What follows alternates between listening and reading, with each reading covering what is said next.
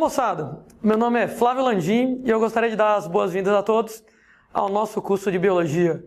Ao longo aí de um bocado de tempo, a gente vai estar conversando com vocês sobre todos os assuntos de Biologia que podem cair em qualquer vestibular que você queira fazer.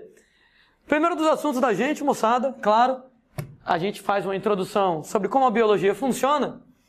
É aquela aula onde o professor de Biologia escreve assim: Bios quer dizer vida, Logos quer dizer tratado sobre, e Biologia é o estudo da vida, um tratado sobre a vida. E já que nós vamos estudar a vida com vocês, a gente tem que definir o objetivo de estudo da Biologia, o que é vida. É um negócio bastante complicado de você definir. Se alguém disser para mim que vida é ausência de morte, é uma definição tão boa quanto qualquer outra, de modo que a gente não costuma definir vida em Biologia, mas a gente costuma falar das características que definem um ser vivo, ou seja, das características que alguma estrutura tem que ter para que ela seja considerada como uma estrutura viva. Primeira característica, moçada, que os seres vivos apresentam: seres vivos têm uma composição química diferenciada. Diferenciada na matéria bruta, né? Entre uma pedra e um ser vivo, os compostos químicos, claro que eles são diferentes. Para começar, 99% da matéria viva é constituída de apenas 6 elementos químicos: carbono, hidrogênio, oxigênio, nitrogênio, fósforo e enxofre, o bom e velho CHOMPS das aulas de química orgânica. Ou seja, 6 elementos químicos que eles vão ser responsáveis pela formação das moléculas orgânicas. Se bem que quando a gente fala do ponto de vista molecular, do ponto de vista atômico, 99% da matéria viva é CHOMPS. Do ponto de vista molecular das moléculas, nós temos lá que a substância mais abundante na matéria viva é exatamente a água. Aliás, né, moçada? A gente tem lá que entre 75% e 85% de um organismo vivo vai ser água. Né? Por que tem tanta água? Por que ela é tão importante para a gente? Depois eu converso. Mas é tão assim que é impossível haver vida, claro, vida como nós conhecemos, se você não tiver água. Além de você ter água, nós vamos ter outras moléculas dentro de um ser vivo. A água pode ser até a substância mais abundante, mas as substâncias mais características de um organismo vivo diz respeito lá às moléculas orgânicas. E aí, algumas lembranças sobre química, elas vão ser necessárias. O que é mesmo uma molécula orgânica? Moléculas orgânicas são as moléculas à base de carbono. Cuidado, cuidado, que nem todo mundo que tem carbono na composição é orgânico. CO2 tem carbono e não é orgânico. CO tem carbono e não é orgânico. De maneira que o melhor modo de definir uma molécula orgânica é o carbono ligado de maneira covalente ao hidrogênio. Então, se você tiver carbono e hidrogênio ligados covalentemente, isso aqui é uma molécula orgânica. Não tem hidrogênio, não é orgânico. Não tem hidrogênio, não é orgânico. Por que moléculas orgânicas elas são tão importantes para a gente? Moléculas orgânicas, moçada, elas têm algumas propriedades interessantes, fundamentais para nós seres vivos. Quando eu falo aqui na importância das moléculas orgânicas, analisando algumas besteiras, né?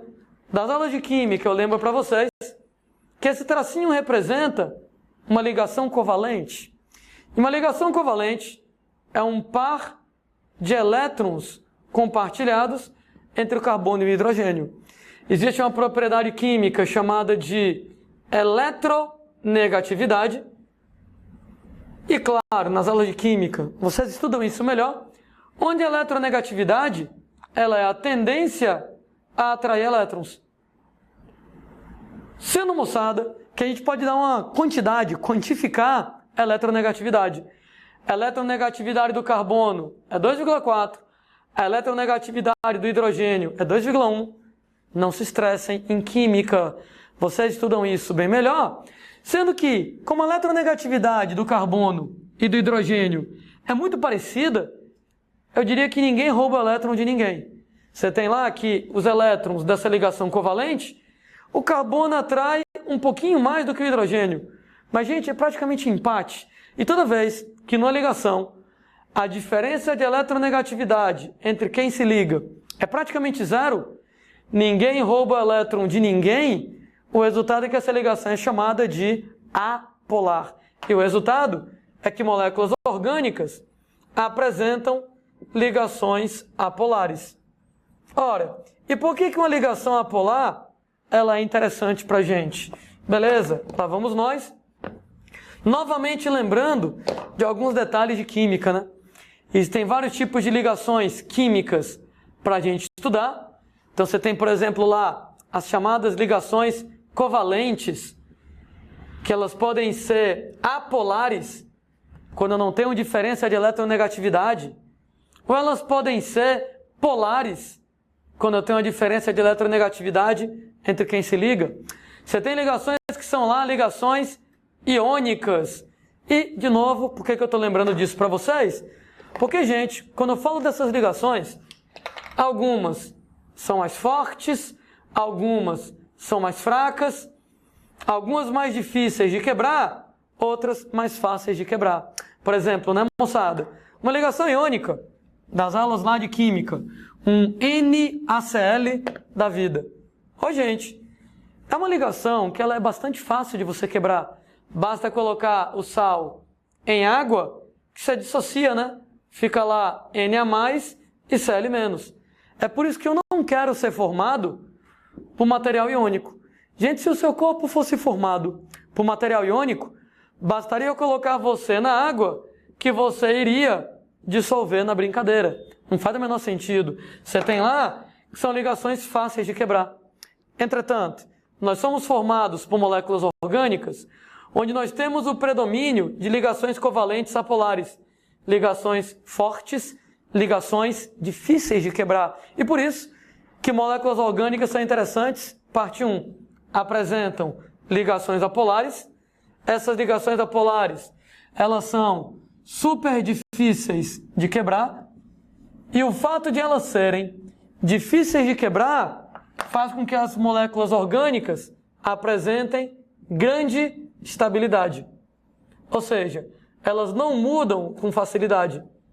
E por que eu acho isso aqui muito interessante pra gente? Você é lindo, fofo e maravilhoso do jeito que você está aí. Você é perfeito.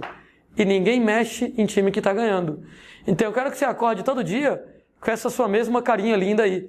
Ainda bem que nós somos formados de moléculas orgânicas com ligações apolares, difíceis de quebrar, ligações que são fortes e com isso ligações estáveis. Ora, você não muda com facilidade. Eu vou pegar meu dedo e vou puxar meu dedo e eu não consigo arrancar meu dedo, porque o dedo é feito basicamente de proteína, que é uma molécula orgânica, que tem ligações fortes, difíceis de quebrar. Se eu fosse formado por moléculas com ligações fracas, eu ia puxar meu dedo e ia arrancar. E eu não quero que isso aconteça. Daí, vantagem número 1 das moléculas orgânicas. Moléculas orgânicas, elas são difíceis de quebrar, porque elas têm ligações covalentes apolares que são fortes. E com isso, nós, seres vivos, somos estáveis. A gente tem dificuldade de mudar. Segunda coisa interessante em relação às moléculas orgânicas. Moléculas orgânicas apresentam um carbono e o carbono é tetravalente.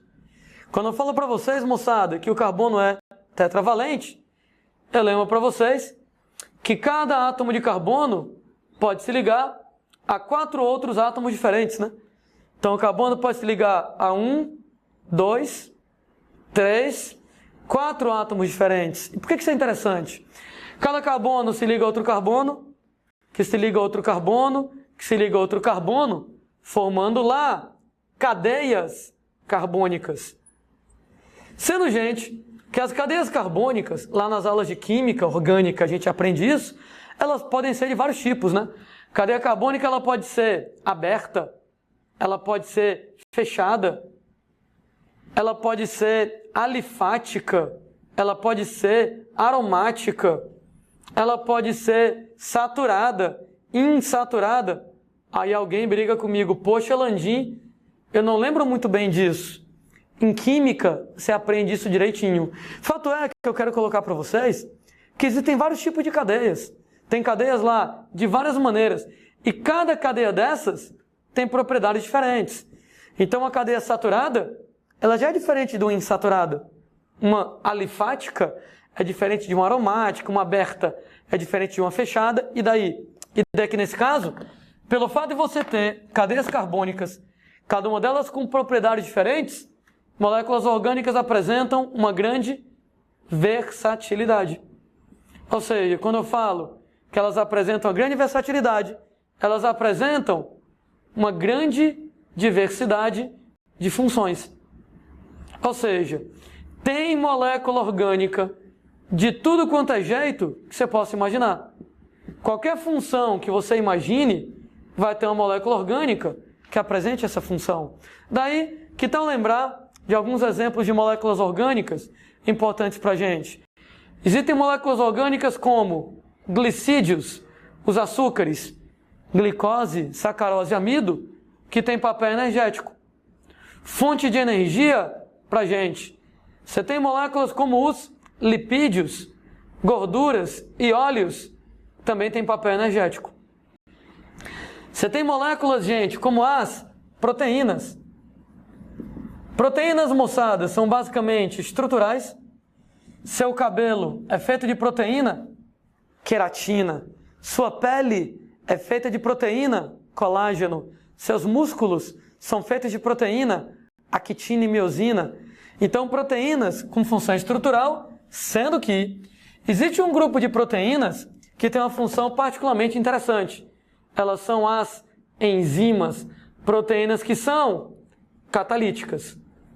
Claro que a gente vai conversar sobre isso no futuro com mais carinho, mas eu adianto para vocês que um catalisador, ele é uma substância química que aumenta a velocidade das reações. Sabe por que isso é interessante? Porque eu ser estável tem um lado ruim e um lado bom. O lado bom de eu ser estável é que eu não mudo por qualquer besteira. Se eu não quiser mudar, eu não mudo. O lado ruim de eu ser estável é que se eu quiser mudar, é difícil. Se eu quiser mudar alguma coisa em mim, as moléculas que eu tenho são difíceis de quebrar, elas são estáveis, são difíceis de serem alteradas, fica muito difícil. Um exemplo bem importante, você vai lá e faz uma refeição e come carne, leite, ovo, você vai lá e come proteína. Cara, a proteína é uma molécula muito grande, e como a proteína ela é muito grande, você não consegue absorver a proteína. Então você vai ter que pegar a proteína, digerir a proteína em unidades menores, chamadas de aminoácidos. Vou ficar abreviando com o nome aminoácido AA para facilitar a minha vida.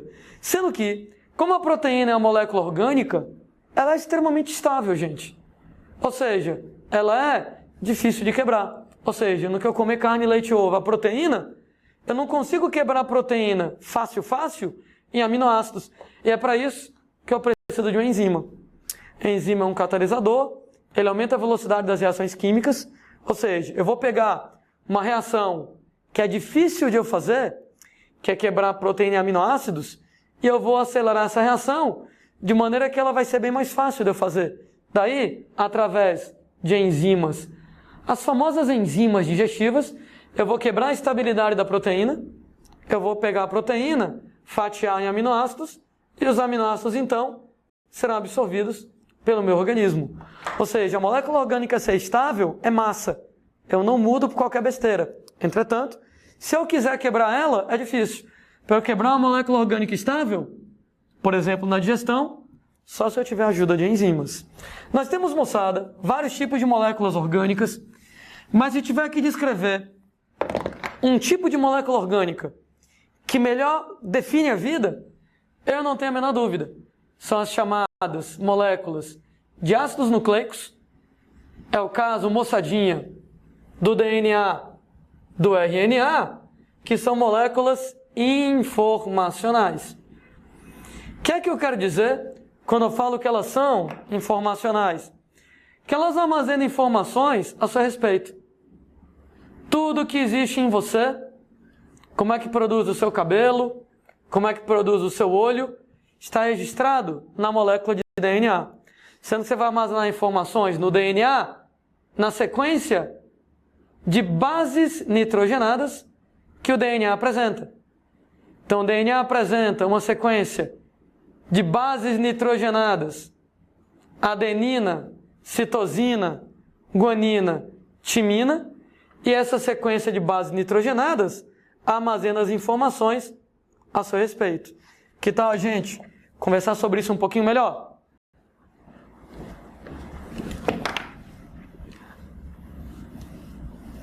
Existe uma comparação muito tradicional que a gente coloca lá nos livros, nas questões. Você coloca o DNA como se o DNA fosse um livro de receitas de como produzir você. Gente, eu adoro essa comparação. Porque, por exemplo, um livro de receitas, ele tem várias receitas. Como fazer um bolo de chocolate, como fazer um bolo de não sei o quê.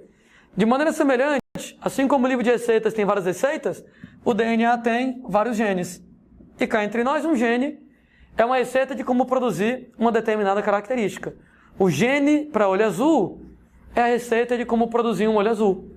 O gene para cabelo encaracolado é a receita de como produzir um cabelo encaracolado. Sendo, né, moçada, que no caso do livro de receitas, a receita é escrita com as 26 letras do nosso alfabeto. Ovo, e farinha, e leite, e etc e tal. Enquanto, moçada, que no DNA o gene é escrito com apenas 4 letrinhas, chamadas bases nitrogenadas: adenina, citosina, timina, guanina e etc. Alguém que está prestando atenção deve ter pensado: poxa, isso aqui que o Landim escreveu não faz sentido nenhum, né? Deve ser a mesma reação que um japonês tem quando vê isso aqui escrito. Claro, um japonês que não sabe ler em português. Para você, isso aqui faz sentido porque você é fluente num código, numa linguagem chamada de português. Você sabe que isso aqui representa o som O, isso aqui é V, isso aqui é O, e aí quando você junta ovo, você sabe que é aquele negócio que sai da galinha, que você usa, por exemplo, para poder fazer um bolo. Assim como existe uma língua chamada de português, existe uma língua chamada de código genético. É a língua da célula. Código genético, ele explica como é que uma sequência de bases nitrogenadas origina uma determinada proteína. Daí, na nossa comparação, o DNA é o livro de receitas, cada receita é um gene.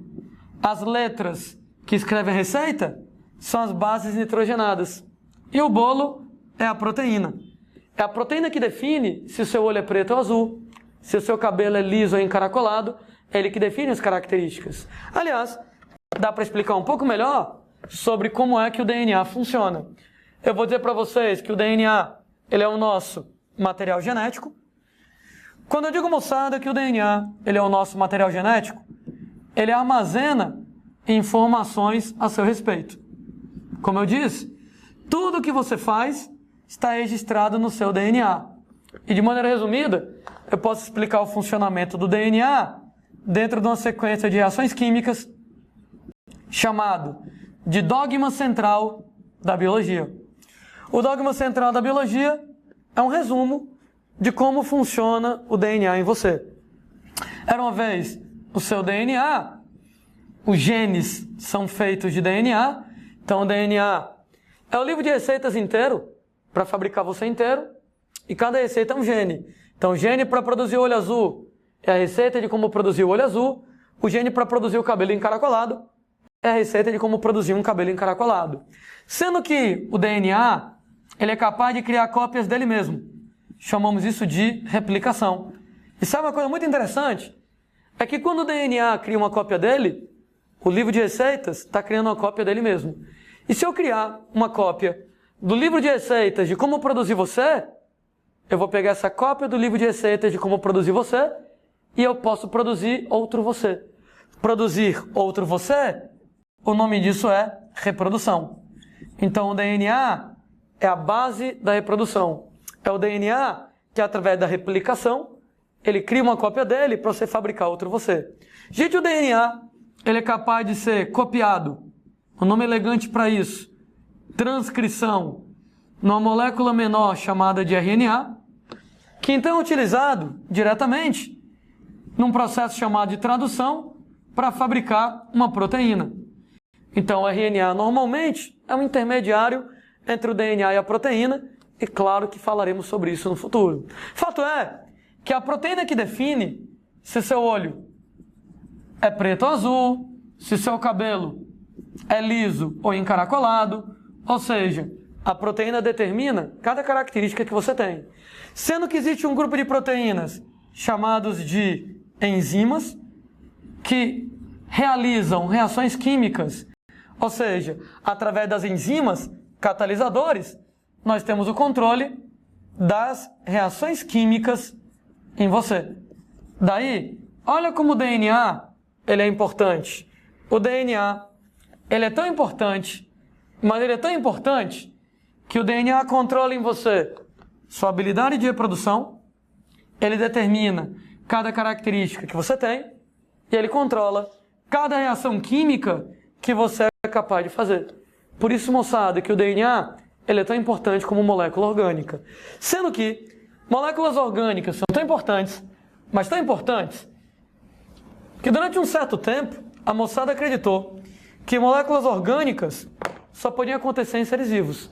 Inclusive, o próprio nome orgânico, ao pé da letra, quer dizer derivado de um ser vivo.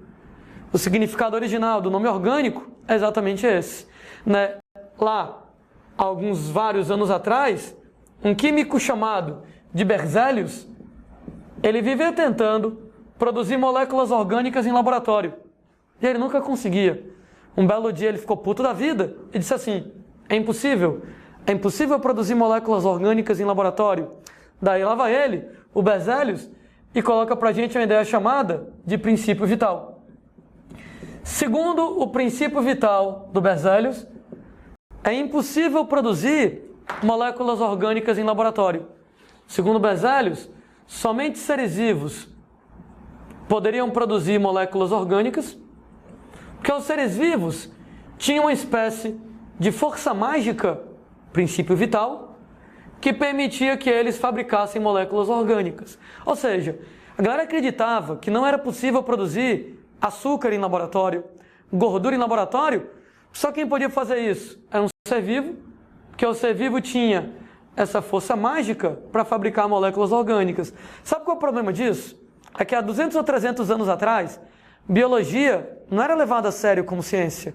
Biologia era, bem dizer, mágica. Os seres vivos têm uma força mágica, só eles podem produzir moléculas orgânicas. Então como é que você vai estudar um negócio a sério se esse negócio basicamente é mágica?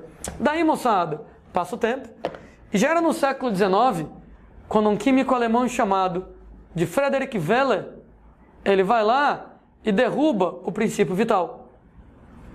Ele faz uma experiência clássica, um clássico das aulas de química orgânica, onde ele vai lá, pega um composto inorgânico chamado de cianato de amônio, então cianato de amônio inorgânico, em laboratório ele aquece e obtém ureia, sendo que a ureia é a primeira molécula orgânica da história a ser produzida em laboratório. Gente, quando o amigo Welle vai lá e faz essa experiência, muito bacana, né? Primeiro que pela primeira vez eu fabriquei uma molécula orgânica em laboratório, e segundo, que eu derrubei o princípio vital. Eu descobri que os seres vivos não têm história nenhuma de força mágica. Eles não têm nada de especial. Seres vivos não são mágicos, eles não têm nada de diferente em relação ao que já existe normalmente na natureza. Nesse caso, moçada, posso argumentar com vocês que os seres vivos obedecem às mesmas regras, eles obedecem às mesmas leis da física e da química. Ou seja, a biologia, ela está subordinada à física e à química. Seres vivos não são mágicos.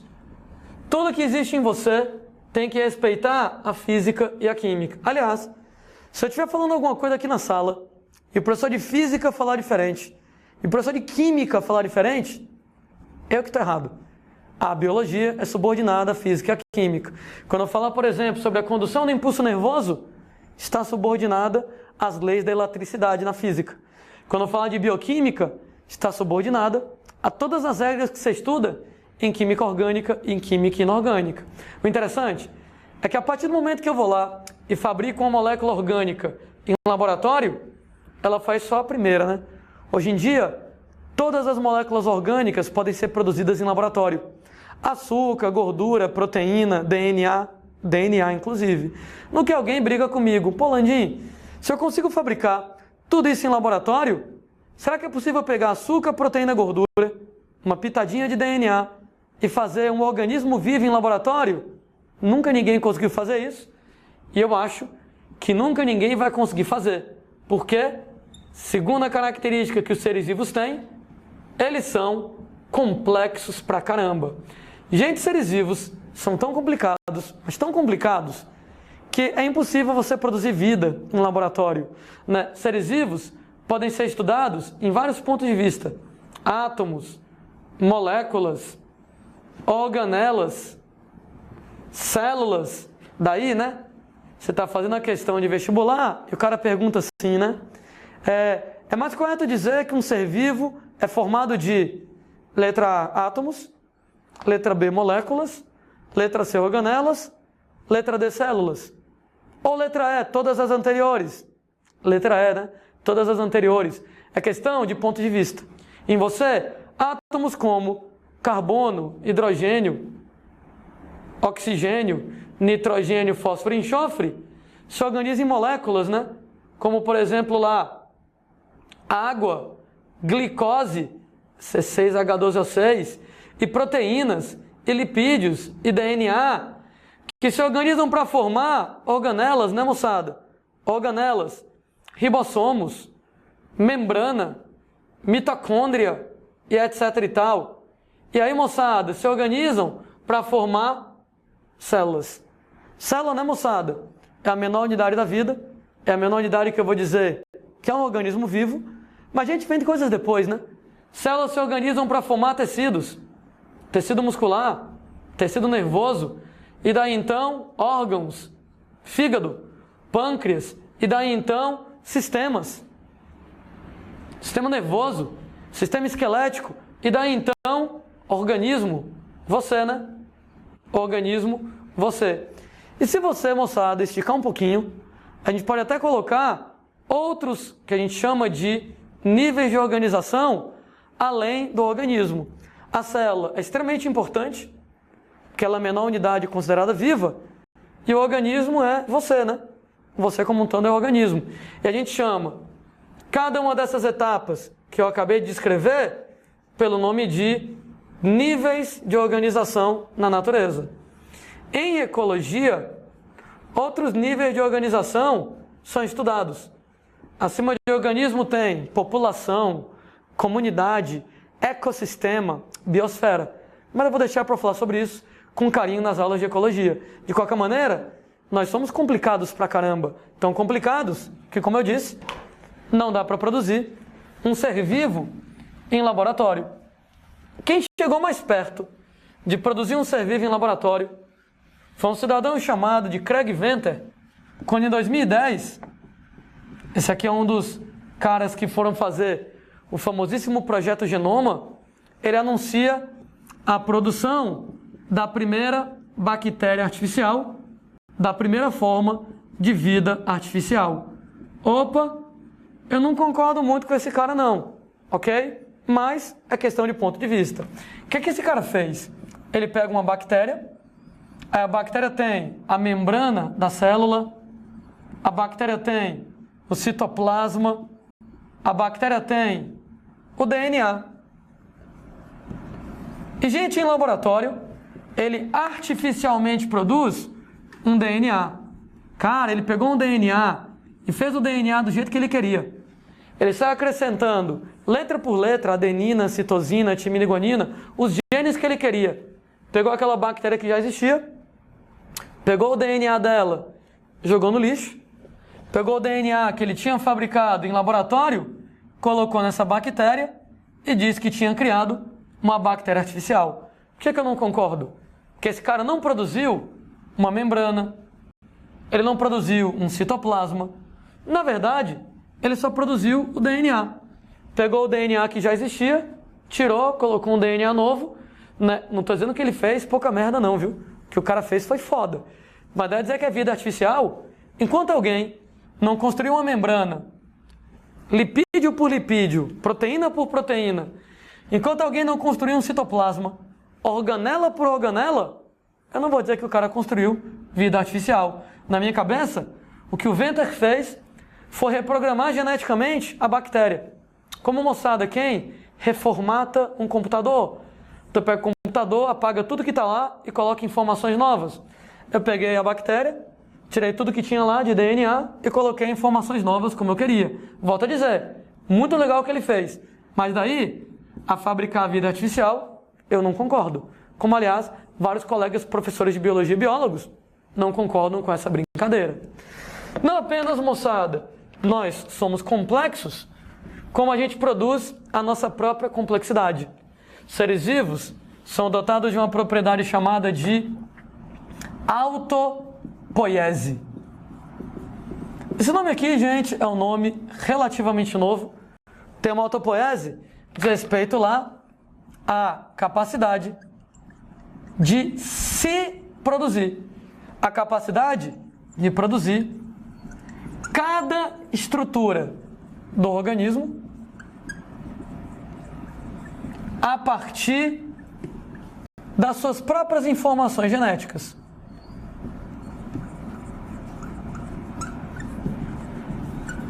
Ou seja, colocando de outra maneira, ok?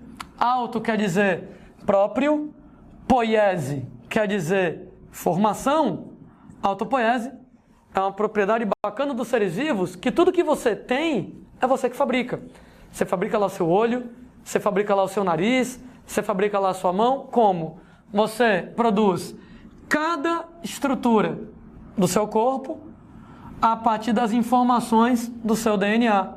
Através do DNA, através dos seus genes, você produz proteínas que determinam, por exemplo, lá, se o seu olho é preto ou azul, se o seu cabelo é liso ou encaracolado, e daí por diante. Então essa capacidade de, a partir do seu DNA, a partir dos seus genes, você originar todas as suas estruturas, produzir cada estrutura que você tem a partir das suas próprias informações, pode ser chamada pelo nome de autopoiese.